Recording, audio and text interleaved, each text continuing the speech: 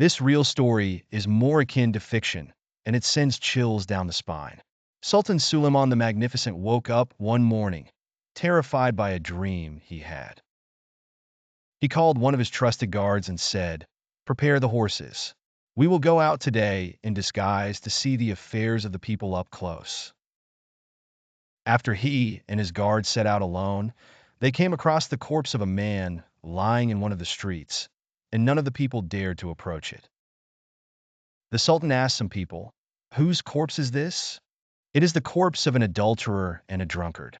He had no children or relatives except his wife, and none of the people would accept to bury him," they replied. The Sultan grew angry and said, "Is he not one of the Ummah of Muhammad?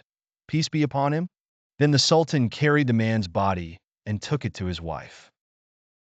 She broke into tears, and the Sultan was amazed. He asked her, "Why do you cry when your husband was an adulterer and a drunkard?" She replied, "My husband was a devout worshiper of God. However, he was not blessed with children. Out of his intense love for offspring, he would buy alcohol, bring it home, and pour it into the toilet, saying, 'Thank God I have lessened the sins of the Muslim youth.'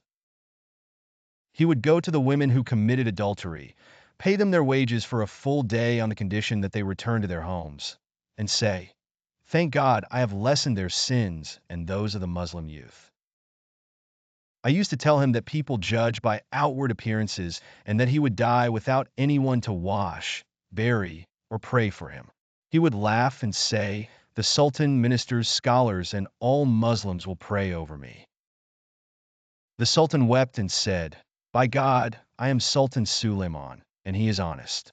By God, I will wash him, bury him myself, and gather all Muslims to pray over him.'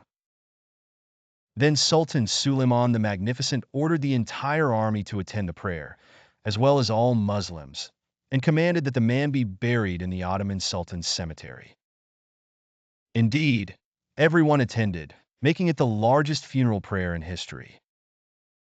Therefore, do not judge people by their appearances, and keep between you and God good deeds known only to Him.